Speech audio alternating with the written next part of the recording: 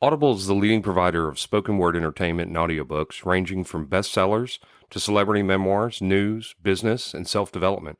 Every month, members get 1 credit to pick any title, plus 2 Audible originals from a monthly selection, and access to daily news digests from the New York Times, the Wall Street Journal, and the Washington Post, as well as guided meditation programs. Between a full-time job in IT and a full-time job in podcasting, it gets harder and harder to sit down and read the books I'm interested in. This is where Audible comes in. I can listen on my daily commute, relaxing, or while out running errands and still get in the books I've been wanting to get into. You can download titles and listen offline anytime, anywhere. The app is free and can be installed on all smartphones and tablets. Now you can try Audible risk-free with a special 30-day free trial by visiting audibletrial.com/nerdery and murdery. That's audibletrial.com/nerdery and murdery. Don't let your busy life get in the way of that great book you've been wanting to read. Go get your free trial of Audible today.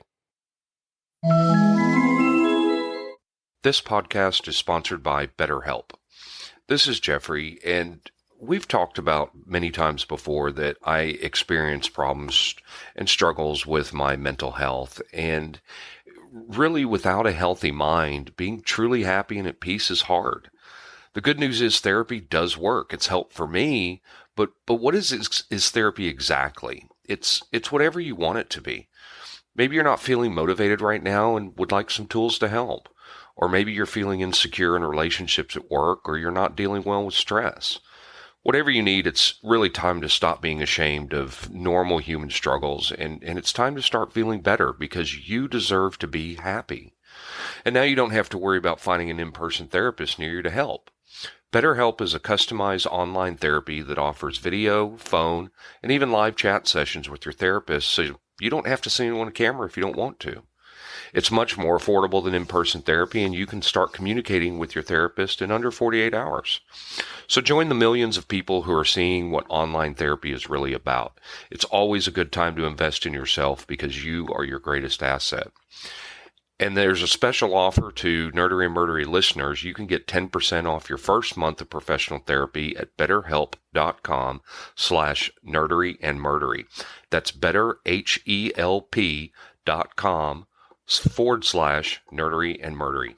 Thanks again to BetterHelp for sponsoring this podcast.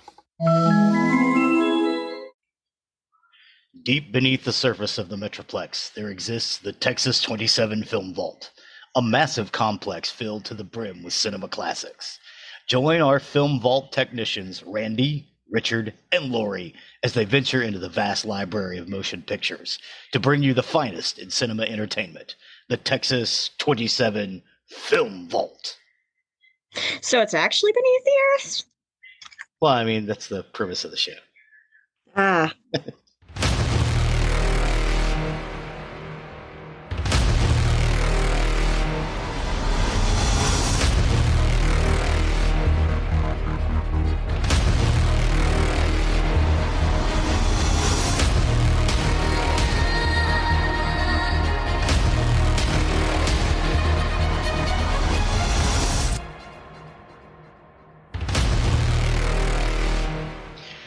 Good morning, everybody. How are we doing this fine and lovely morning?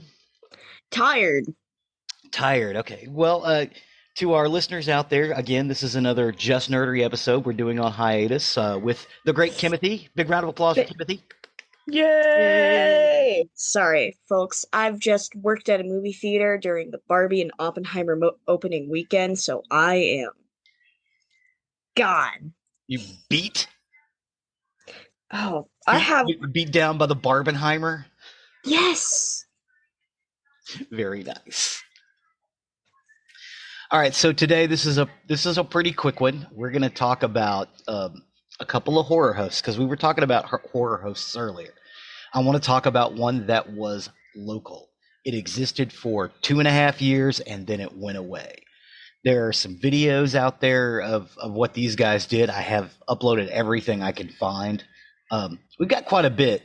It's fairly poor quality, but I want to talk today about the Texas 27 Film Vault and also Svengoolie, who is a local horror host from Chicago who is nationwide. Yeah, I know you're familiar with Svengoolie. I would really be surprised if you were familiar with the Texas 27 Film Vault, other than some of the videos that I've brought up. Yeah. I'm sorry. I wasn't saying anything. So we'll start with the Texas 27 Film Vault.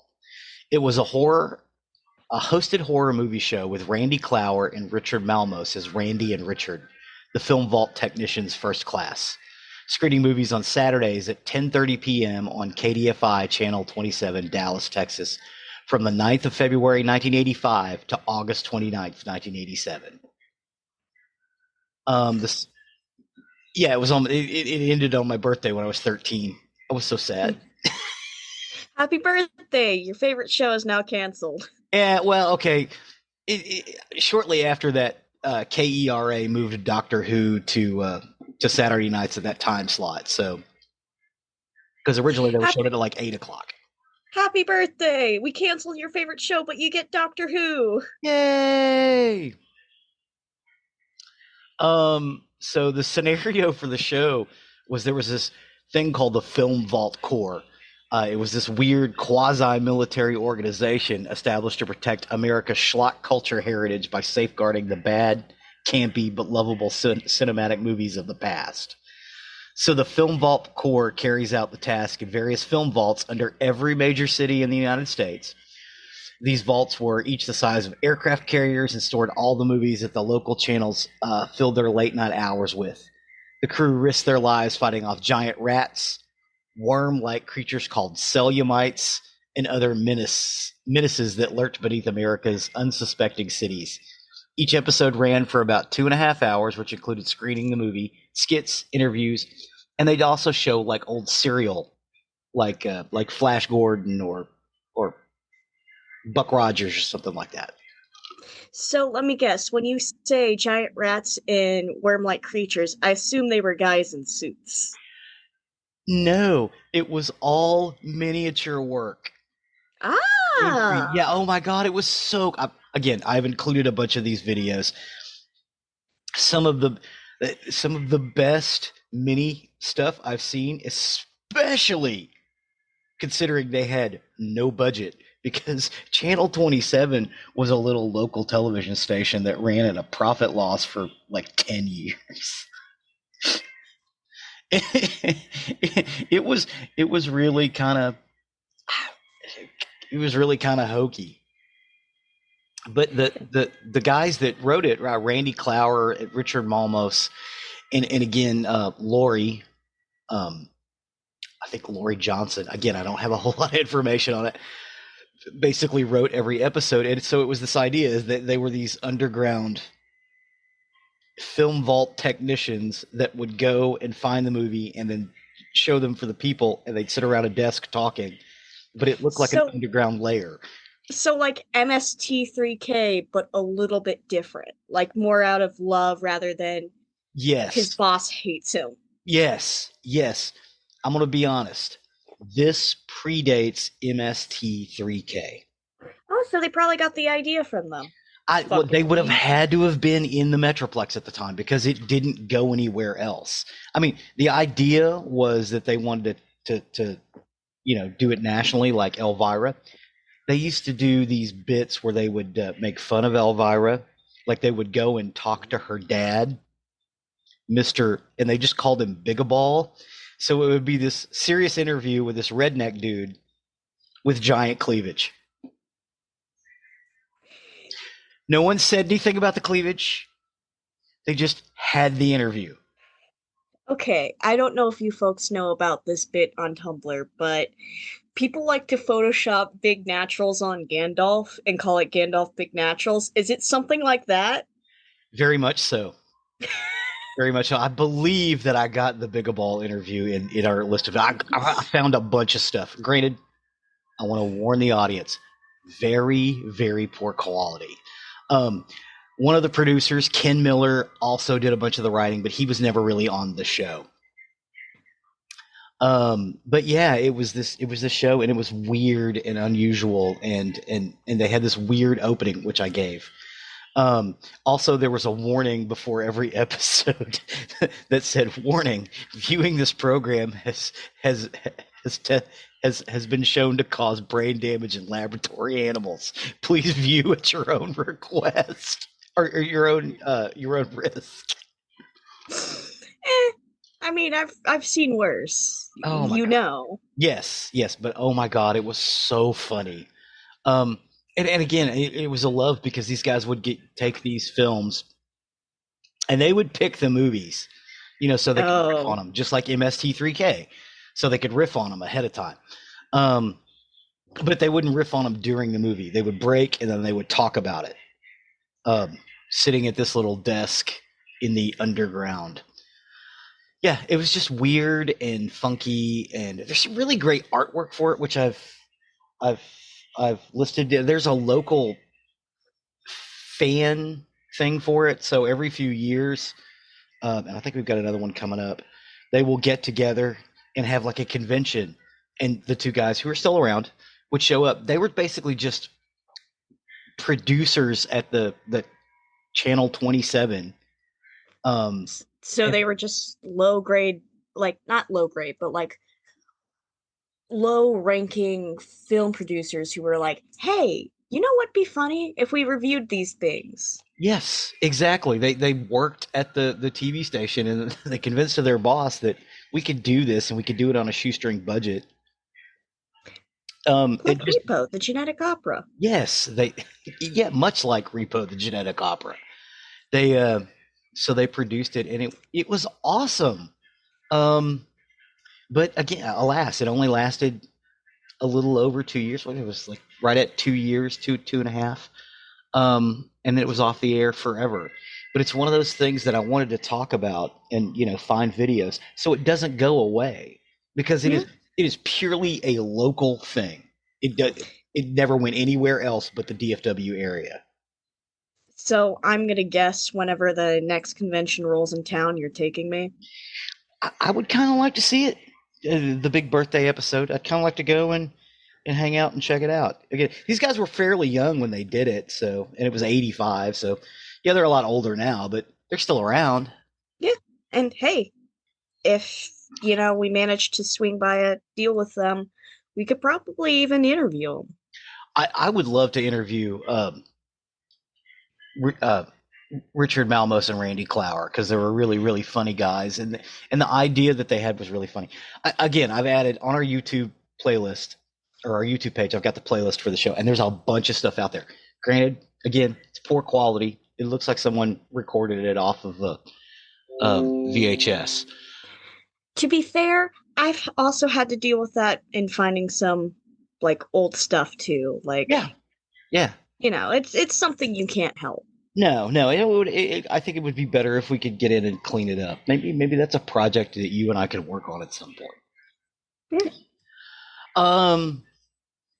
Secondly, that's about all I have for the 27 Film Vault, other than check out some of the stuff that we've got. It's really funny. It's cute. It's quirky. It's offbeat. If you like MST3K, you're gonna love it. Secondly, for this episode, I also wanted to talk about Svengoolie, another local horror host that actually made good and has been on the air for 40 years. So he's like a lesser known Elvira that's local. Yes, but he's actually been on longer than Elvira. Because Elvira wasn't on for several years. She would do like video, because they released like video tapes with her doing the thing, but her show only ran about 4 or 5 seasons. And that's disappointing. Yeah, it is. But I mean, she's still around doing stuff, and she just did some for last Halloween. She did yeah. And like, you know what? Good for her and her wife. Yes.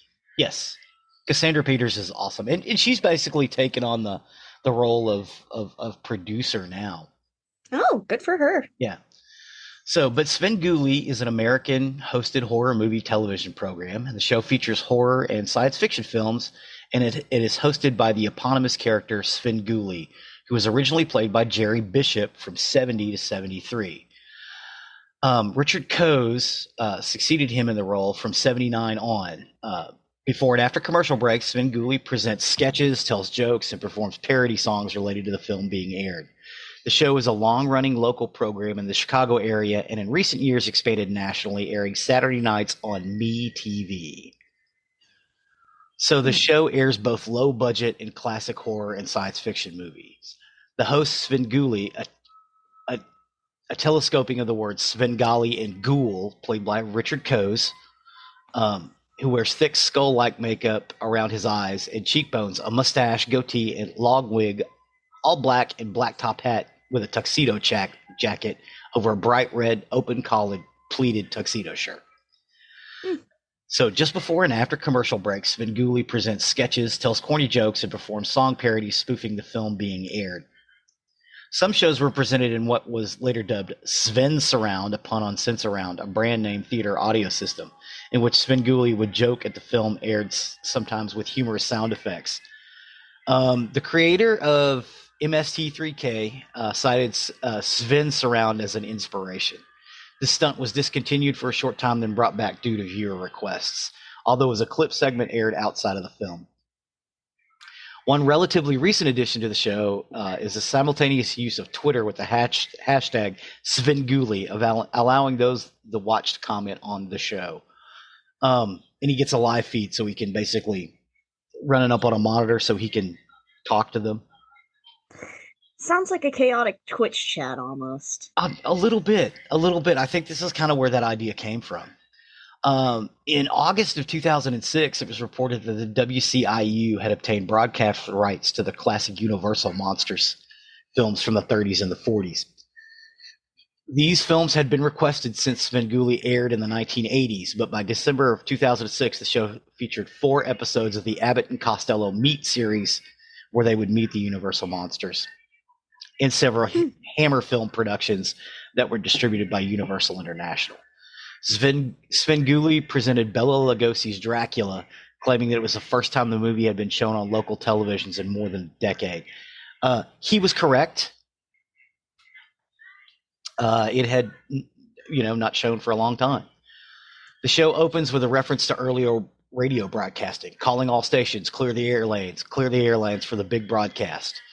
The sound clip from a preview trailer on one of the big broadcasts of 32, 36, 37, and 38 movies. It was a running gag throughout the series. Svengoolie mentions of the Chicago suburb Berwyn are met with audio clips of several people groaning. Berwyn! It's just a suburb of Chicago, but he had to pick one because it was from Stan Freberg. He would talk about one. I think he would say Brooklyn. I think that's what it was. Brooklyn. But he found a suburb around Chicago that sounded like it. So, yeah.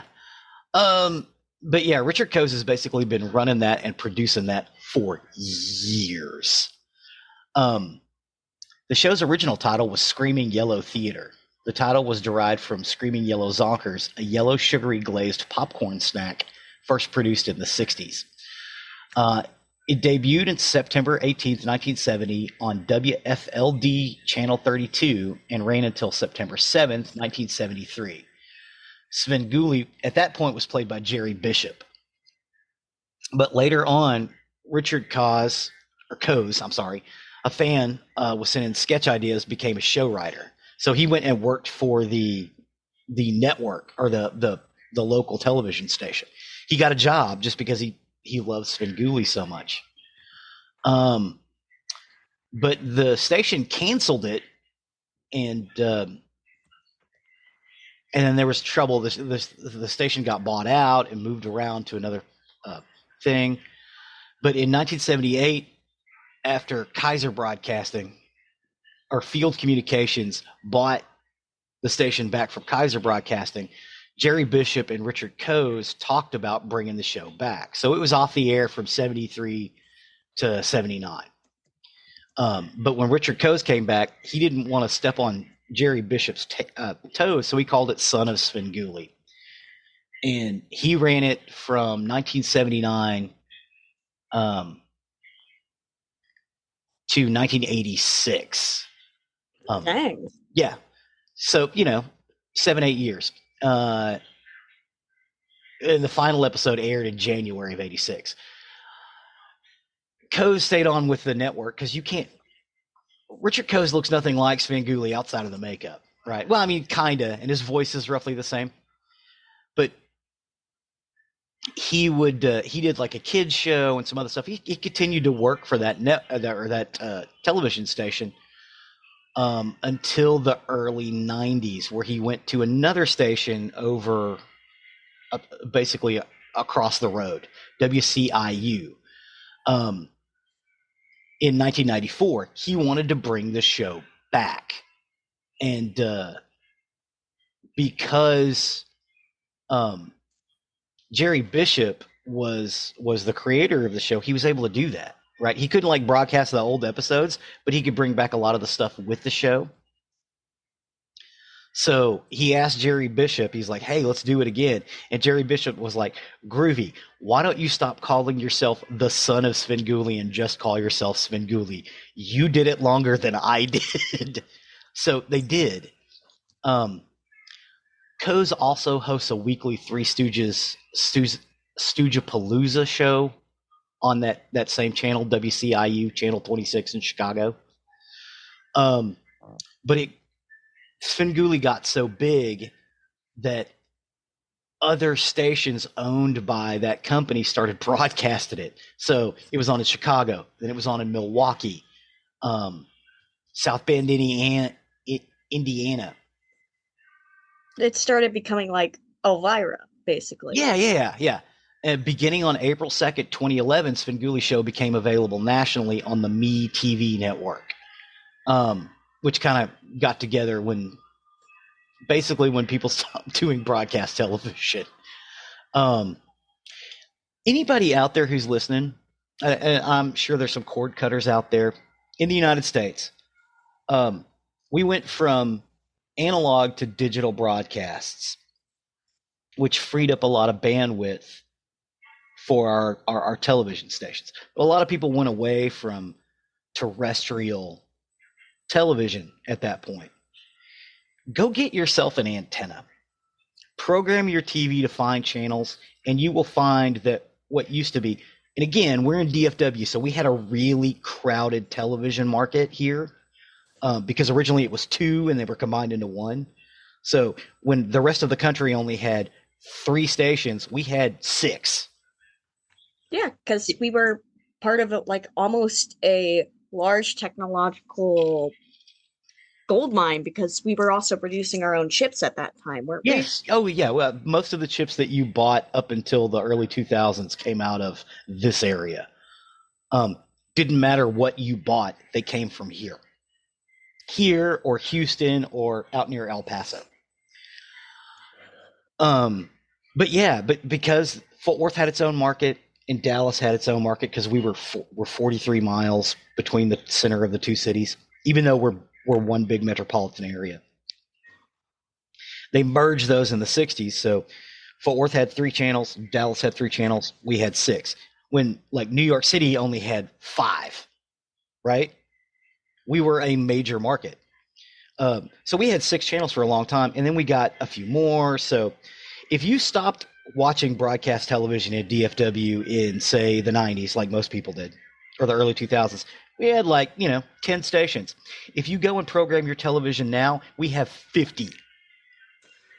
Yeah, we even have this one channel called Heroes and Icons. Yes.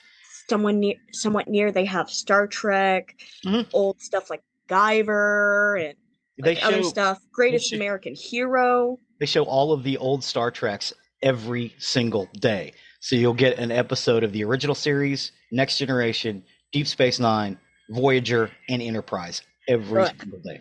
I'm only angry at I don't like Enterprise. Is it your ringtone for me, Faith of the Heart? Yes. Thank you. Because I got faith of the heart. Well, one of those channels is BTV, and it broadcasts Svengoolie, and yeah, you can watch it. It's great. They did make a spinoff for both Svengoolie and MeTV's morning cartoon block called Tune In With Me, entitled Sven Toonie. It premiered on MeTV on March 26, 2022. Svengoolie is hosted by Tune In With Me's Kevin Fleming, and his puppet character, Toonie the Tuna, is dressed up as Svengoolie. They're not really doing too much of the Svengoolie much anymore, but it's really cute. You can go out and catch it in the mornings or on the weekends. When you say a tuna, is he facing the audience or Yes. is he on his side? No. He's facing the audience. It's a tuna puppet. I know. I'm just curious. Does it look more like a tuna or is it more like a puppet? Take Kermit the Frog, paint him purple, and put some fins on him. That's okay. I was just confused for a second. Yeah. Really cute though. And dressed as Svengoolie, he's super cute. And Svengoolie will come out and do sketches. I've got a picture of the two of them together, both in their little costumes. Slide it out. And again, there's some videos of the Svengoolie stuff as well. Even the old Svengoolie with Jerry Bishop. Now, Jerry Bishop was much different. He was more kind of like a weird hippie character, more like a HR Puff and Stuff character. But yeah, that's basically it for Svengoolie and the Texas 27 Film Vault. Thank you for taking that journey with me. Oh yeah, no problem. We talked about one that is no longer around and one that is still going and is going really strong right now. Eventually we'll probably do Elvira, but I'd like to do hers on her own, because she's Elvira. You can't mess with Elvira. Yeah, but she's done a bunch of productions and stuff like that. But I didn't have much on the Texas 27 Film Vault. Again, it only lasted 2.5 years, roughly, from February 9th, 1985 to August 29th, 1987. But I feel like it's culturally relevant. And if you weren't outside of the DFW area, you never got to see it. And it's one of those things that you really should see it because it's just funny and weird. And if you like MST3K or Svengoolie or Joe Bob Briggs, you're going to love it. So get out there and check it out. Again, apologies. It's not great quality, but it's what I could find. And there's a bunch of it. Maybe one day they'll get somebody out there. We'll clean it up. It'd be nice. It would be nice to get some of that cleaned up. Or, produce new stuff. Randy Clower and Richard Malmos are alive. And I think they'd be up for it because they do a convention every few years. And hey, if those two guys are listening right now, interview us. They're interesting and silly. Yes, we are. So that brings us an end to this week's broadcast. Again, thank you for joining in during the hiatus where we're doing Just Nerdery. A big thank you to K3 again for doing this with me. Really appreciate it. Yay, K3! Yay! I want to thank our patrons who are out there still supporting us. We really appreciate it. There are costs that go to keeping us up. If you want to get some of our merch, you can go to our website, buy t-shirts, stickers, notepads. There's a hoodie, all kinds of stuff. If you'd like to be a patron, please go ahead and sign up. We really do appreciate it. Please and thank you. We should be back with some regular episodes in a few more weeks. So, again, we do really appreciate all of you for listening and tuning in. And with that, I have been Zig with your Just Nerdery. And I've been Kim with your Internery. Cue the music.